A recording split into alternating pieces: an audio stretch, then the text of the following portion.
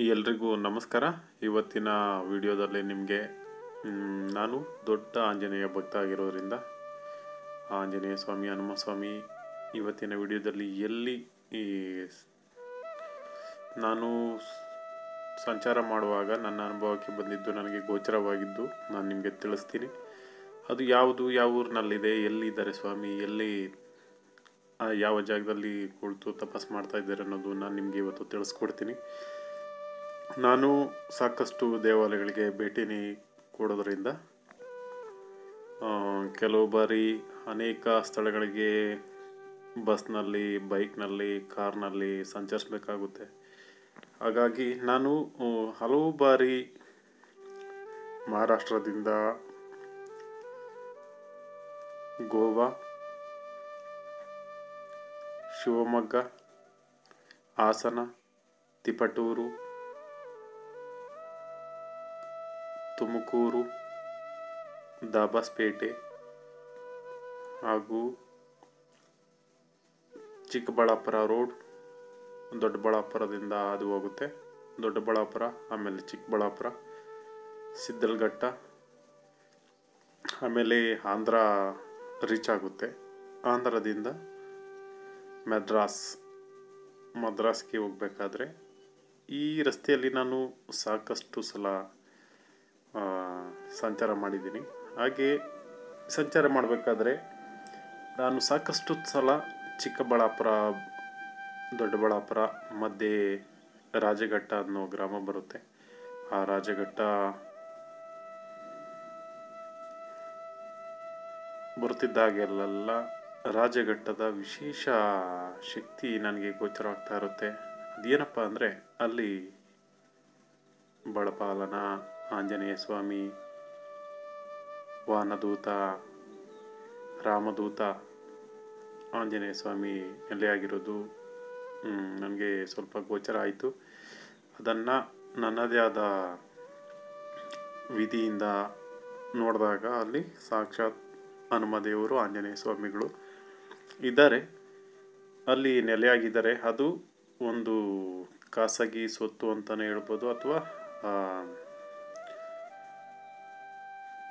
ಅಂದರೆ ಸರ್ಕಾರವಲ್ಲದ ಖಾಸಗಿ ಸ್ವತ್ತಾಗಿರೋದ್ರಿಂದ ಆ ಸ್ಥಳವನ್ನು ನಾನು ನಿಖರವಾಗಿ ಹೇಳಬಲ್ಲೆ ಸ್ವಾಮಿಯಲ್ಲಿ ನಿಂತಿದ್ದಾರೆ ಅಂತ. ಆದರೆ ಖಾಸಗಿ ಸ್ವತ್ತಾಗಿರೋದ್ರಿಂದ ಅವರು ಮುಂದೆ ಏನಾದರೂ ಇತರ ವಿಚಾರಗಳಿಂದ ಗಲಾಟೆ ಆಗ್ಬೋದು, ಅಥವಾ ಆ ಖಾಸಗಿ ಜಾಗ ಅವ್ರಿಗೆ ಏನಾದರೂ ಮುಜುಗರ ಆಗ್ಬೋದು, ಅಥವಾ ಏನಾದರೂ ಒಂದು ತೊಂದರೆ ಬರ್ಬೋದು ಅನ್ನೋ ಕಾರಣಕ್ಕೆ ನಾನು ಆ ಸ್ಥಳ ನಿಗದಿಪಡಿಸಲ್ಲ.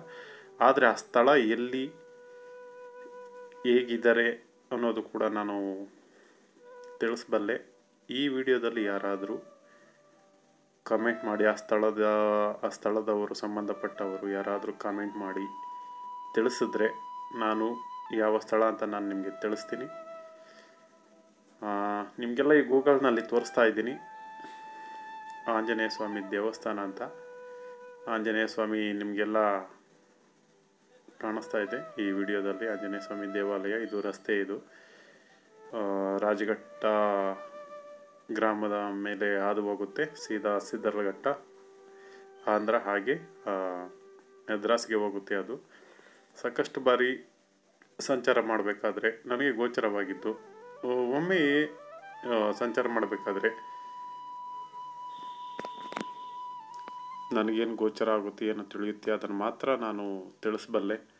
ಅದು ಸತ್ಯವಾಗಿಯೇ ಇರಬೇಕು, ಅಥವಾ ಕೆಲವರು ನಂಬಬಹುದು, ನಂಬದೇ ಇರ್ಬೋದು. ಆದರೆ ಆ ಸ್ಥಳ ಖಾಸಗಿ ಅವ್ರ ಸುತ್ತಾಗಿರೋದ್ರಿಂದ ಅವರ ಅನುಮತಿ ಇಲ್ಲದೆ ನಾನು ತಿಳಿಸ್ಕೊಡೋದು ಭಾರಿ ತಪ್ಪಾಗುತ್ತೆ. ವಿಶೇಷ ಏನಂದರೆ, ಆ ಖಾಸಗಿ ಸ್ಥಳಕ್ಕೆ ಮಾರುತಿಯ, ಹನುಮದೇವರ, ಆಂಜನೇಯ ಸ್ವಾಮಿಯ ಹೆಸರು ಇಟ್ಟಿದ್ದಾರೆ. ಆ ಸ್ಥಳ ಒಂದು ಶಾಲೆ ಇದೆ, ಅದು ಶ್ರೀ ಮಾರುತಿ ಹೈಸ್ಕೂಲ್ ಅಂತ ಇದೆ. ಅದರ ಮುಂದೆ ಒಂದು ಆಂಜನೇಯ ದೇವಾಲಯ ಇದೆ. ಆ ಆಂಜನೇಯ ದೇವಾಲಯ ಇದೆ, ಆದರೆ ಆಂಜನೇಯ ದೇವಾಲಯದ ಮುಂದೆ ಒಂದು ರಾಮರ ದೇವಾಲಯ ಕೂಡ ಇದೆ. ನಾನು ಒಮ್ಮೆ ಅಲ್ಲಿ ಹೋಗಿದ್ದೆ, ಪ್ರದಕ್ಷಿಣೆ ಹಾಕಿದ್ದೆ ಆಂಜನೇಯ ದೇವರಿಗೆ, ಶ್ರೀರಾಮಚಂದ್ರ ಪ್ರಭುಗೆ ನಮಸ್ಕರಿಸಿ ಮತ್ತೆ ನಾನು ಮೆದ್ರಾಸ್ಗೆ ಹೋಗಬೇಕಾದ್ರೆ ಅಲ್ಲಿ ಏನೆಲ್ಲ ಗೋಚರ ಆಯಿತು ಅಂತ ನಾನು ನಿಮಗೆ ಈ ವಿಡಿಯೋದಲ್ಲಿ ತಿಳಿಸ್ತೀನಿ. ಈ ರಸ್ತೆ ರಾಜಘಟ್ಟಕ್ಕೆ ಹೋಗುತ್ತೆ. ಈ ರಾಜಘಟ್ಟ ಹೋಗೋ ಮುಂಚೆ ಒಂದು ಕೆರೆ ಇದೆ, ಅಲ್ಲಿ ಆಂಜನೇಯ ಸ್ವಾಮಿ ದೇವಾಲಯ ಇದೆ. ಆ ದೇವಾಲಯ ಆಸುಪಾಸಿನಲ್ಲೇ, ಹಾಗೆ ಆ ದೇವಾಲಯ ಮುಂಭಾಗ ಒಂದು ಒಳ್ಳೆ ಶಾಲೆ ಕೂಡ ಇದೆ, ಒಳ್ಳೆ ಪರಿಸರ ಇದೆ. ಆ ಪರಿಸರ ಇಷ್ಟನೋ ಅಥವಾ ಆಂಜನೇಯ ಸ್ವಾಮಿಗೆ ಆ ಶಾಲೆಯ ಇಷ್ಟನೋ ಗೊತ್ತಿಲ್ಲ. ಆ ಶಾಲೆಯ ಖಾಸಗಿಯವರದಾಗಿದೆಯೋ ಸರ್ಕಾರದವರದಾಗಿದೆಯೋ ಗೊತ್ತಿಲ್ಲ. ನನಗೆ ಸಂಬಂಧಪಟ್ಟ ಹಾಗೆ ಖಾಸಗಿಯವ್ರದ್ದು ಅಂತ ನಾನು ತಿಳ್ಕೊಂಡೆ. ಈ ಶಾಲೆ ನಿಮಗೆ ಏನೇ ಈ ಗೂಗಲ್ನಲ್ಲಿ ತೋರಿಸ್ತಾ ಇದ್ದೇನೆ, ದೇವಾಲಯ ಮತ್ತು ಶಾಲೆ. ಈ ಶಾಲೆಗೆ ಸಂಬಂಧಿಸಿದವರು ಯಾರಾದರೂ ಕಾಮೆಂಟ್ ಮಾಡಿ ತಿಳಿಸಿದ್ರೆ, ಹನುಮದೇವರು ಎಲ್ಲಿದ್ದಾರೆ, ಯಾವೆಲ್ಲ ಸ್ಥಳಗಳಲ್ಲಿದ್ದಾರೆ, ಖಂಡಿತವಾಗ್ಲೂ ನಾವಲ್ಲೊಂದು ಗುಡಿ ಅಥವಾ ಆ ಜಾಗವನ್ನು ನಾವು ಪೂಜ್ಯ ಸ್ಥಳವಾಗಿ ಪರಿವರ್ತನೆ ಮಾಡ್ತೀರಿ, ಅಥವಾ ಒಂದು ಯಾರೂ ಓಡಾಡದ ರೀತಿ, ಅಲ್ಲಿ ಗಲೀಜು ಮಾಡದ ರೀತಿ ನಾವೊಂದು ಪರಮಾತ್ಮನಿಗೆ ನೆಲೆಯಾಗಿ ಮಾಡ್ತೀವಿ ಅನ್ನೋದಾಗಿದ್ದರೆ ಖಂಡಿತವಾಗ್ಲೂ ನಾನು ತಿಳಿಸ್ತೀನಿ. ಆದರೆ ಈ ಶಾಲೆಯ ಮತ್ತು ಆಂಜನೇಯ ಸ್ವಾಮಿ ದೇವಾಲಯ ಮತ್ತು ಆ ಕಡೆ ಈ ಕಡೆ ಅನೇಕ ಮರಗಳಿದ್ವು. ಮತ್ತು ಇವೆಲ್ಲ ಏನು ನೋಡ್ತಾ ಇದ್ದಾರೆ ಪರಿಸರ, ಇಲ್ಲೆಲ್ಲ ತುಂಬ ಆಕರ್ಷಣೀಯ ಸ್ಥಳವಾಗಿತ್ತು ನನಗಂತೂ. ರಜಾ ದಿನಗಳಲ್ಲಿ ಹೋಗಿದ್ದರಿಂದ ಅಲ್ಲಿ ಯಾರೂ ಇರಲಿಲ್ಲ.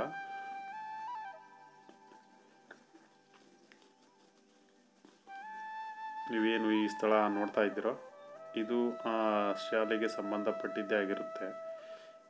ಸುತ್ತ ಕಾಂಪೌಂಡ್ ಇತ್ತು. ಯಾರಾದರೂ ಈ ಶಾಲೆಯ ಶ್ರೀ ಮಾರುತಿ ಪ್ರೌಢಶಾಲೆಯ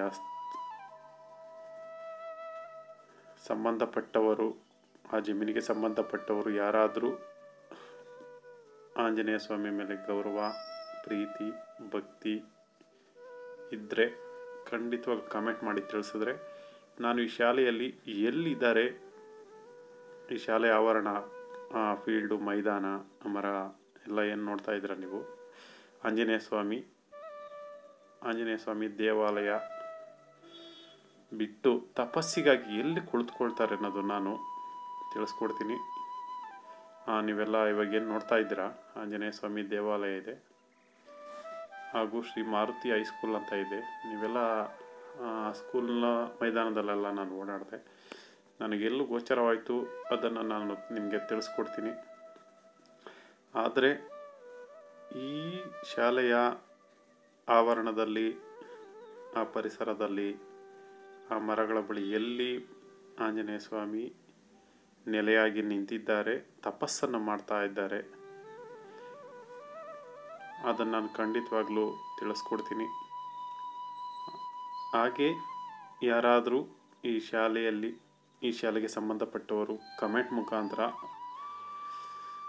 ನಮಗೆ ಆ ಶಾಲೆಯ ಬಗ್ಗೆ ಗೊತ್ತಿದ್ದವರು, ಅಲ್ಲೇನೂ ಸಮಸ್ಯೆ ಆಗೋದಿಲ್ಲ, ಅಲ್ಲಿ ನೀವು ತಿಳಿಸ್ಕೊಟ್ರೆ ಆ ಜಾಗದಲ್ಲಿ ಖಂಡಿತವಾಗ್ಲೂ ಒಂದು ಒಳ್ಳೆಯ ಸ್ಥಾನಮಾನವನ್ನು ಕೊಟ್ಟು ಆ ಸ್ಥಳವನ್ನು ಕಾಪಾಡ್ತೀರಿ ಅನ್ನೋದಾದರೆ ನಾನು ಖಂಡಿತವಾಗ್ಲೂ ಆ ಸ್ಥಳ ಎಲ್ಲಿದೆ ಅನ್ನೋದು ಮುಂದಿನ ವಿಡಿಯೋದಲ್ಲಿ ತಿಳಿಸ್ಕೊಡ್ತೀನಿ. ಹಾಗೆ ಈ ಶಾಲೆಯಲ್ಲಿ ಆವರಣದಲ್ಲಿ, ಶಾಲೆಯ ಮೈದಾನದಲ್ಲಿ, ಪರಿಸರದಲ್ಲಿ, ಶಾಲೆಯ ಕಾಂಪೌಂಡ್ ಏನಿದೆ, ಆ ಶಾಲೆಯಲ್ಲಿ ಹನುಮದೇವರು ಇರೋದಂತೂ ನಿಜ. ಆ ಶಾಲೆಗೆ ಸಂಬಂಧಪಟ್ಟ ಜಮೀನಿನಲ್ಲಿ ಒಂದು ಪರ್ಟಿಕ್ಯುಲರ್ ಆಗಿರುವಂಥ ಜಾಗವನ್ನು ನಾನು ತಿಳಿಸ್ತೀನಿ. ಹಾಗೆ ಯಾರಿಗೆಲ್ಲ ಹನುಮದೇವರ ಮೇಲೆ ಭಕ್ತಿ ಇದ್ದು ಆ ಸ್ಥಳಕ್ಕೆ ಒಂದು ಪುಟ್ಟದಾದ, ಯಾರು ಗಲೀಜು ಮಾಡೋದಂತಹ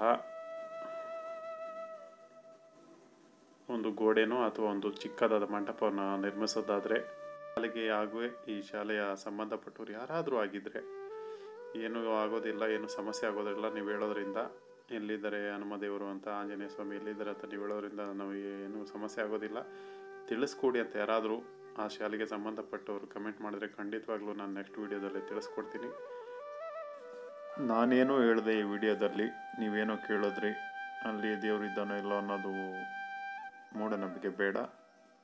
ನಾನು ಹೇಳೋದು ಸತ್ಯವಾಗಿ ಆಗಿದ್ದರೆ ನೀವು ನಾನು ಹೇಳುವ ಆ ಜಾಗದಲ್ಲಿ ಮಣ್ಣನ್ನು ತೆಗೆದುಕೊಂಡೋಗಿ ಅಥವಾ ನೀವು ಬೇಕಾದ ರೀತಿಯಲ್ಲಿ ಪರೀಕ್ಷೆ ಮಾಡ್ಬೋದು. ಕರ್ನಾಟಕದಲ್ಲಿ ಸಾಕಷ್ಟು ಕಡೆ ಬಸಪ್ಪನನ್ನು ಇಟ್ಟು ಪ್ರಶ್ನೆ ಕೇಳ್ತಾರೆ. ಇನ್ನು ಕೆಲವು ಕಡೆ ಉತ್ಸವ ಮೂರ್ತಿಯನ್ನು ಹೊತ್ತು ಎಲ್ಲಿದ್ದಾರೆ ಅಂತ, ಕೆಲವು ದೈವಶಕ್ತಿಗಳು ಎಲ್ಲಿದ್ದಾವೆ ಅಂತ ಪ್ರಶ್ನೆ ಕೇಳ್ತಾರೆ. ಉತ್ಸವ ಮೂರ್ತಿಗಳನ್ನೆಲ್ಲ ಹೆಗಲ ಮೇಲೆ ಹೊತ್ಕೊಂಡು ಹಾಕಿ, ಇನ್ನೂ ಕೆಲವು ಕಡೆ ಆಹ್ವಾನ ಎಲ್ಲೆಲ್ಲಾಗುತ್ತೆ, ಅಷ್ಟಮಂಗಲ ಪ್ರಶ್ನೆ ಎಲ್ಲೆಲ್ಲಿರುತ್ತೆ, ಶಾಸ್ತ್ರಗಳನ್ನು ನಿಜವಾಗಿ ಶಾಸ್ತ್ರ ನುಡಿಗಳನ್ನು ಎಲ್ಲೆಲ್ಲಿ ನುಡಿತಾರೆ ಅಲ್ಲೆಲ್ಲ ನೀವು ಹೋಗಿ ಆ ಮಣ್ಣನ್ನು ಅಥವಾ ಆ ಪ್ರದೇಶದ ಚಿತ್ರವನ್ನು, ನಾನು ಹೇಳುವ ಸ್ಥಳವನ್ನು ಬೇಕಾದ್ರೆ ನೀವು ಹೋಗಿ ಪರೀಕ್ಷೆ ಮಾಡ್ಬೋದು. ನಾನೇನು ಹೇಳಿದೆ ವಿಡಿಯೋದಲ್ಲಿ, ಒಂದು ನೀವೇನು ಕೇಳಿಬಿಟ್ಟು ಅಲ್ಲೆಲ್ಲ ತಿರ್ಗೊಡಿದ್ರಿ ಅಂತಲ್ಲ, ಅಲ್ಲಿರೋದೇ ಸತ್ಯವಾಗಿದ್ದರೆ ಖಂಡಿತವಾಗಲೂ ನೀವಲ್ಲೊಂದು ಒಳ್ಳೆಯ ಧ್ಯಾನಕ್ಕೆ ಭಂಗವ ಆಗದೇ ಇರುವಂತಹ ರೀತಿಯಲ್ಲಿ ಒಂದು ಒಳ್ಳೆಯ ಸುವ್ಯವಸ್ಥೆ ಮಾಡಿಕೊಟ್ರೆ ಸಾಕು. ಆ ಜಾಗದಲ್ಲಿ ಪರಮಾತ್ಮನಿಗೆ ಎಲ್ಲೇ ಆಗಲಿ ಅಲ್ಲಿ ನಾನು ತಿಳಿಸಿರುವಂಥ ಸ್ಥಳದಿಂದ ಮಣ್ಣನ್ನು ತೆಗೆದುಕೊಂಡೋಗಿ ನೀವು ಎಲ್ಲಿ ಬೇಕಾದರೂ ಕೇಳ್ಬೋದು. ಸಾಕಷ್ಟು ಕಡೆ ಬಸಪ್ಪಗಳಿರುತ್ತೆ, ಸಾಕಷ್ಟು ಕಡೆ ಉತ್ಸವ ಮೂರ್ತಿಗಳನ್ನು ಹೊತ್ತೊಯ್ದು ಎಲ್ಲಿದೆ ಆ ಶಕ್ತಿ ಅಂತ ಕೇಳ್ತಾರೆ. ಹಾಗೆ ಇನ್ನು ಕೆಲವು ಕಡೆ ಅನೇಕ ವಿಧಾನದಿಂದ ತಿಳ್ಕೊಳ್ತಾರೆ.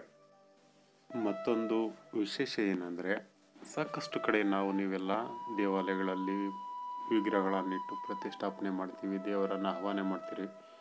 ಆದರೆ ಈ ಶಾಲೆಯ ಸಂಬಂಧಪಟ್ಟ ಜಮೀನಿನಲ್ಲಿ ಸ್ವತಃ ಹನುಮದೇವರೇ ತಾನಾಗಿಯೇ ಬಂದು ಅಲ್ಲಿ ಧ್ಯಾನ ಮಾಡೋದರಿಂದ, ತಪಸ್ಸನ್ನು ಮಾಡೋದರಿಂದ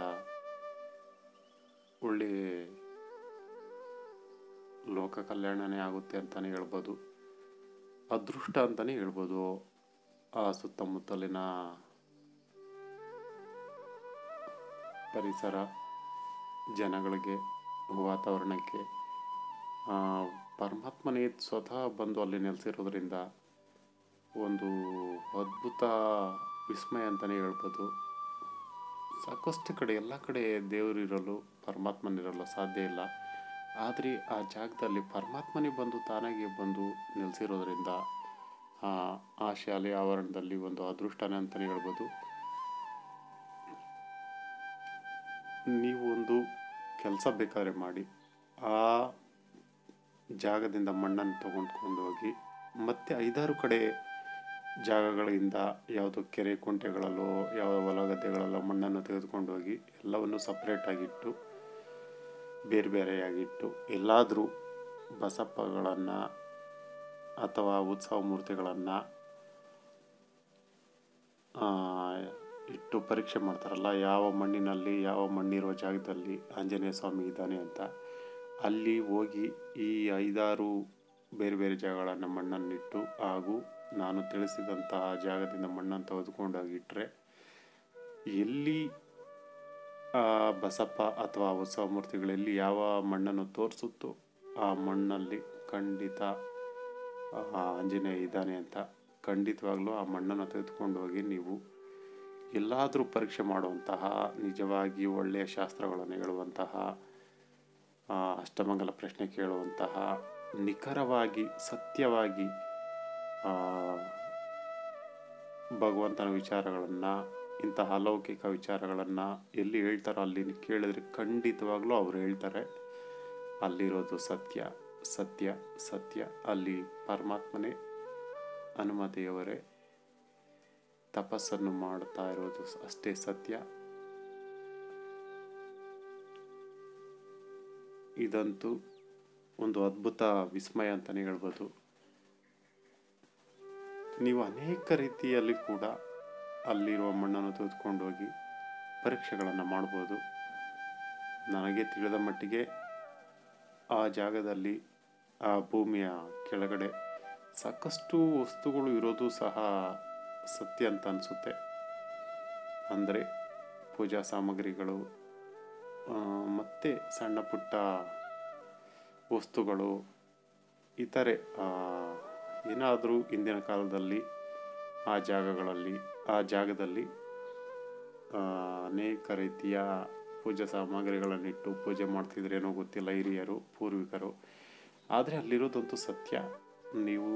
ನಿಮಗೆ ಅನುಮಾನ ಇದ್ದರೆ ಅಲ್ಲಿರೋ ಮಣ್ಣನ್ನು ತೆಗೆದುಕೊಂಡೋಗಿ, ಹಾಗೆ ಸುತ್ತಮುತ್ತಲಿನ ಕಾಡು ಪ್ರದೇಶ, ಕೆರೆ ಕುಂಟೆ ಹೊಲ ಗದ್ದೆಗಳಲ್ಲಿರೋ ಮಣ್ಣನ್ನು ತೆಗೆದುಕೊಂಡು ಸಪ್ರೇಟ್ ಇಟ್ಟು, ಬೇರೆ ಇಟ್ಟು, ಅದರ ಮಧ್ಯೆ ಎಲ್ಲಿ ನಿಮ್ಗೆ ಇಷ್ಟ ಬಂದ ಕಡೆ ಹನುಮದೇವರ ನೆಲೆಯಾಗಿ ನಿಂತಿರೋ ಮಣ್ಣನ್ನಿಟ್ಟು ನೀವು ಶಾಸ್ತ್ರವನ್ನು ಕೇಳಬಹುದು. ನೀವು ಆ ಮಣ್ಣನ್ನಿಟ್ಟು ಪರೀಕ್ಷೆಗೆ ಒಳಪಡಿಸ್ಬೋದು. ಸಾಕಷ್ಟು ಕಡೆ ಬಸಪ್ಪಗಳು ಕೂಡ ದೈವಶಕ್ತಿಯಲ್ಲಿರೋದು ಅಂತಹ ಮಣ್ಣನ್ನು ಕೂಡ ತೋರಿಸುತ್ತೆ ಸಾಕಷ್ಟು ಕಡೆ. ಇನ್ನೂ ಕೆಲವು ಕಡೆ ಉತ್ಸವ ಮೂರ್ತಿಗಳನ್ನೇ ಓದ್ಕೊಂಡು ಪ್ರಶ್ನೆಗಳನ್ನು ಕೇಳ್ತಾ ಇರ್ತಾರೆ. ನೀವು 4-5 ರೀತಿಯ ಮಣ್ಣುಗಳನ್ನು ಎತ್ಕೊಂಡೋಗಿ ಅದರ ಜೊತೆ ಆ ನಿಖರವಾದ ಜಾಗದಲ್ಲಿರುವ ಮಣ್ಣನ್ನು ಕೂಡ ತೆಗೆದುಕೊಂಡು ಹೋಗಿ ಅಲ್ಲಿಟ್ಟರೆ, ಯಾವ ಜಾಗದಲ್ಲಿ ಆಂಜನೇಯ ಸ್ವಾಮಿ ನೆಲೆಯಾಗಿ ನಿಂತಿದ್ದಾನೆ, ತಪಸ್ಸನ್ನು ಮಾಡ್ತಾ ಇದ್ದಾನೆ ತೋರಿಸುವಂತಹ ದೇವರುಗಳನ್ನು ಅಥವಾ ಬಸಪ್ಪಗಳನ್ನು ಕೇಳಿದ್ರೆ ಖಂಡಿತವಾಗಲೂ ಅದು ಆ ಮಣ್ಣನ್ನು ತೋರಿಸುತ್ತೆ. ಅದರಲ್ಲಿರೋ ಶಕ್ತಿ ಇದ್ದರೆ ನೀವು ಒಂದು ಒಳ್ಳೆ ಪ್ರಯತ್ನ ಮಾಡಿ. ಇದಿಷ್ಟು ಹೇಳೋದಕ್ಕೆ ನಾನು ಇಷ್ಟಪಡ್ತೀನಿ. ಎಲ್ರಿಗೂ ಆ ಭಗವಂತ, ಆ ಪರಮಾತ್ಮ ಒಳ್ಳೆ ಬುದ್ಧಿ ಕೊಟ್ಟು ನಿಮ್ಮನ್ನೆಲ್ಲ ಕಾಪಾಡಲಿ ಅನ್ನೋದೇ ನನ್ನ ಉದ್ದೇಶ. ಜೈ ಹನುಮಾನ್, ಜೈ ಶ್ರೀರಾಮ್, ಜೈ ಶ್ರೀರಾಮ್, ಜೈ ಶ್ರೀರಾಮ್.